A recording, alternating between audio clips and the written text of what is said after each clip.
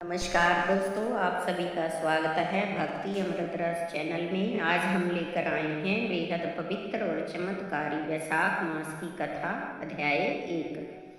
कहा जाता है कि इस पवित्र महीने में की गई पूजा, दान और कथा श्रवण से मनुष्य के सारे पाप नष्ट हो जाते हैं और भगवान विष्णु की विशेष कृपा प्राप्त होती है।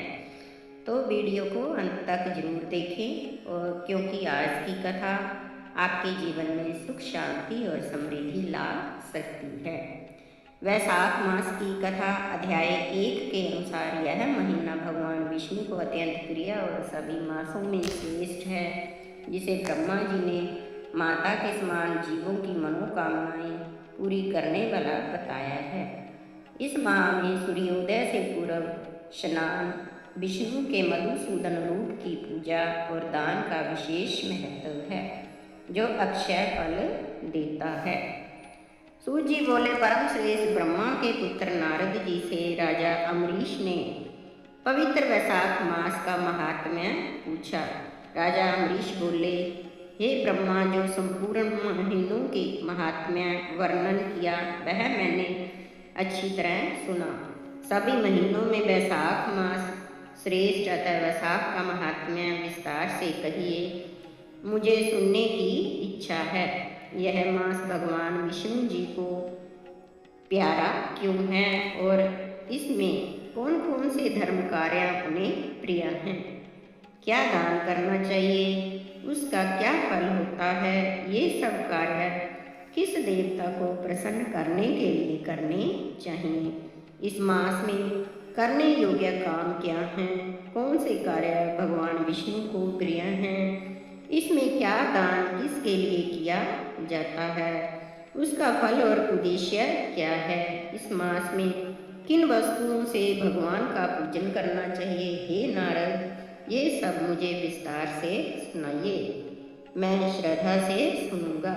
नारद जी बोले, हे राजन, सभी महीनों का महात्म्य पहले विष्णु जी ने लक्ष्मी जी से किया था, जो मुझसे ब्रह्मा जी ने कहा है।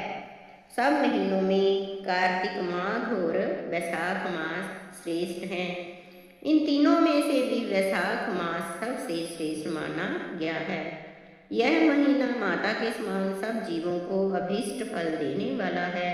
इस महीने में दान, यज्ञ और तप करने से सब पापों का नाश हो जाता है। यह महीना धर्म, कर्म, यज्ञ और तप का सार है। इसकी देवता भी प्रशंसा करते हैं। यह मास विद्याओं में वेद विद्या के समान, मंत्रों में प्रणव, वृक्षों में कल्प वृक्ष, गौओं में कामधेनु, नागों में शेषनाग, पक्षियों में गरुड़ के समान, देवों में विष्णु, वर्णों में ब्राह्मण, प्रिय वस्तुओं में प्राण और मित्रों में भार्या के समान है। नदियों में गंगा के समान, तेजस्वियों में सूर्य, शस्त्रों में चक्र, धातुओं में स्वर्ण, वैष्णवों में शिवजी के समान, रत्नों में कौस्तुभ मणि तुल्य, धर्म के लिए सब में उत्तम मास है। इस मास के समान विष्णु भक्त उत्पन्न करने वाला और कोई महीना नहीं है। मेष की संक्रांति वैशाख मास में सूर्योदय से पहले जो मनुष्य स्नान करता है, उससे विष्णु भगवान लक्ष्मी जी सहित अत्यंत प्रसन्न होते हैं। जैसे अन्न से सभी प्राणी प्रसन्न होते हैं, वैसे ही वैशाख स्नान से निसंदेह विष्णु भगवान प्रसन्न होते हैं।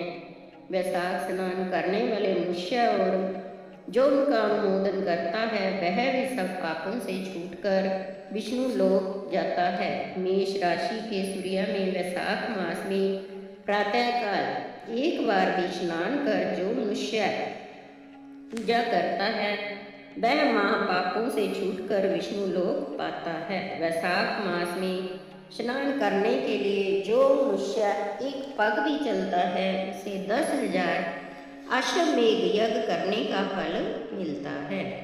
इसमें संदेह या एकाग्रचित्त हो जो ऐसा संकल्प भी करता है, उसे भी निसंदेह 100 यज्ञों का पुण्य प्राप्त होता है। वैशाख स्नान के लिए धनुष बराबर भी जो मनुष्य चलता है वह संसार के बंधनों से छूट वैकुंठ धाम को जाता है। ब्रह्मांड भर में तीनों लोकों में जितने तीर्थ हैं, हे राजा इंद्र, वे सब नगर बाहर के थोड़े से जल में ही रहते हैं।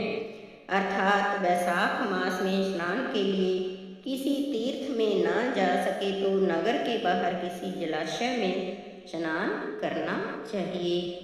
यम की आज्ञा से शास्त्रों में लिखे पाप उसी समय तक गरजते हैं जब तक मनुष्य वैशाख स्नान नहीं करता। हे राजन, विष्णु भगवान की आज्ञा से वैशाख मास में तीर्थ के देवता सूर्योदय से 6 घड़ी तक जल के बाहर मनुष्यों के हित के लिए ठहरते हैं।